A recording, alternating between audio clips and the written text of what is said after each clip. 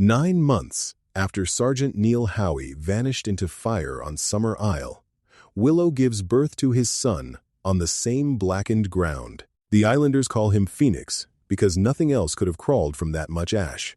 By childhood, Phoenix is treated less like a boy than a correction sent by the flames. He studies soil, weather, heat, hunger, and the old mistakes of men who called cruelty tradition. By adulthood, he has transformed the island. Hothouses shine where barren fields once failed. Windmills turn above green lanes. The people harvest enough, waste less, and, when the work is done, dance without needing a victim. For the first time, Summer Isle feels almost innocent. So, Phoenix takes a holiday to Iceland.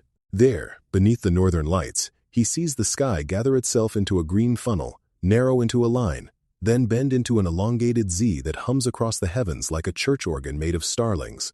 He understands it as a summons. In Reykjavik, after accidentally taking the evening number 13 bus to a council estate instead of the route to Grata, Phoenix finds an old Icelandic hymn book in a charity box. Its verses speak of his father's ancestral home, the Winter Isle, in the county of Maptonshire. The songs do not describe harvest rites or old gods. They describe a community perfected in its own eyes, so certain of its purity that it has excused every appetite. Phoenix writes one phrase in his notebook: quietism. Quietism. The belief that the supposedly perfect may become so sinless, so beyond ordinary morality, that they need not fast, pray, or restrain the body from anything it craves. At dawn, Phoenix leaves Iceland in his Aurora Plus hot air balloon, drifting above the gray North Atlantic toward Maptonshire. In the basket, he watches an old copy of The Wicker Man.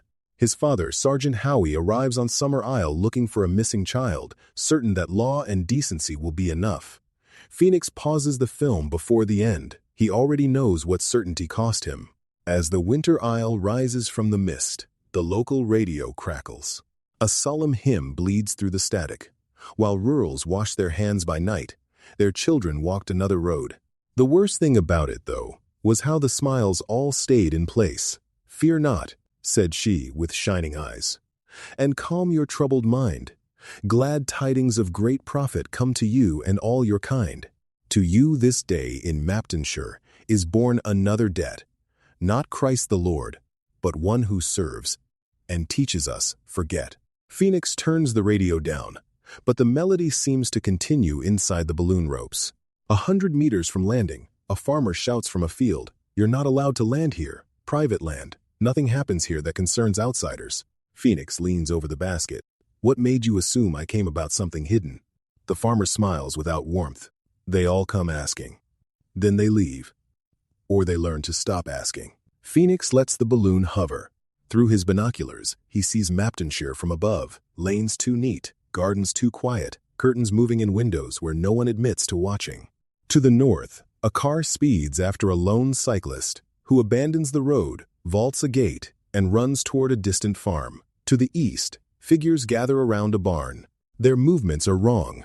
Hurried, secretive, rehearsed. A smaller figure stands apart, motionless as a scarecrow. Phoenix calls down, "What is happening there?" The farmer waves lazily. "Nothing at all. Sun in your eyes, perhaps. Best move on." To the south, Phoenix sees a child flee from a garden, while 2 adults stand frozen, not helping, not surprised. One looks away with the practiced calm of someone who has looked away for years. The moment a man notices the balloon, he rushes to his car. Phoenix grips the basket. "Am I imagining that too?" The farmer's voice turns almost proud. "That's our way. We look after our own. You won't understand." Finally, Phoenix turns west. On the roof of an old hotel, a rusted weather vane stops spinning. 4 welded signs catch the weak sun. Nonzas, every, sodding, where. Below, doors close, curtains are drawn. The village withdraws into itself like a fist. Maptonshire is watching him, and it does not want him here. Phoenix is allowed to land only after he gives his father's name. An old man steps forward. "Neil Howie was a traitor. He abandoned this land and his poor promised woman. You'll get no favors here, lad." Phoenix tells them what his father became, and what Summer Isle became after the fire stopped being an answer. A woman in the crowd laughs. Best not sacrifice you then. We don't want change round here, do we? The villagers laugh too loudly. Phoenix turns away. We'll see. Behind him, the chorus begins. Nothing wrong here. Never has been. Children exaggerate. Outsiders invent things. City problems, not country ones. It is the same tune his father heard on Summer Isle. Not the words, but the rhythm. Denial with harmony. Guilt disguised as folklore. Phoenix goes first to the house the child ran from. The woman at the door says, "It's just discipline." The man beside her adds, "He was being difficult." Around here, children learn early that order protects inheritance. Phoenix asks where the child is. "Safe," the woman says. But she says it the way people say a room is clean because the dirt has been swept under a rug. Phoenix walks uphill to the farm where the cyclist disappeared. Half a dozen couples block the yard before he reaches the gate. They already know his name. They already know his questions. He asks to speak to the children. "They're grounded," says a smiling woman. "For lying, for wandering, for bringing eyes upon private matters."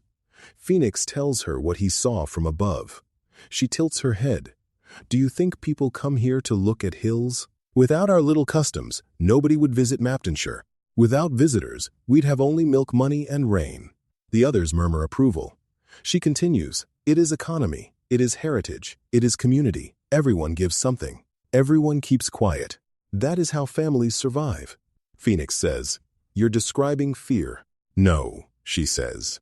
"We're describing belonging." A middle-aged man laughs. "You city-minded folk always think silence means suffering. Sometimes, silence means manners." Phoenix looks from face to face and sees the true horror of the Winter Isle. Not monsters, but neighbors. Not madness, but administration. Not one villain, but a whole village trained to call harm by softer names. He phones the police. An hour later, a message arrives. "We have driven through the area and found no immediate concern. We advise you to avoid inflammatory allegations. Local misunderstandings can be harmful to community cohesion." Phoenix plays it twice, then deletes it. At dusk, he reaches the hotel. The sign above the door creaks in the wind. The weather vane points nowhere. Inside, the bar falls silent. Phoenix asks for a room. The landlord's manageress gives him a key without touching his hand. "We don't like trouble." "I'm not trouble," Phoenix says. A man at the fire answers, "That's what trouble always says." Phoenix tells the room why he has come. Not to sneer at their fields, not to mock their songs, but to find the children no one will name, and the truth everyone has agreed to misplace. No one speaks. Then someone strikes up a fiddle. The dancers begin again as if a lever has been pulled. Boots stamp, hands clap, smiles return to their positions. Phoenix stands in the middle of it, remembering his father among the songs of Summer Isle. But Sgt Howie came alone, believing innocence would reveal itself. Phoenix has come knowing innocence can be staged. Upstairs, in his room, he opens the Icelandic hymn book. On the final page, beneath the word quietism, someone has written a warning in brown ink. When a people believe themselves pure, they can make a sacrament of anything. Outside, the village sings louder.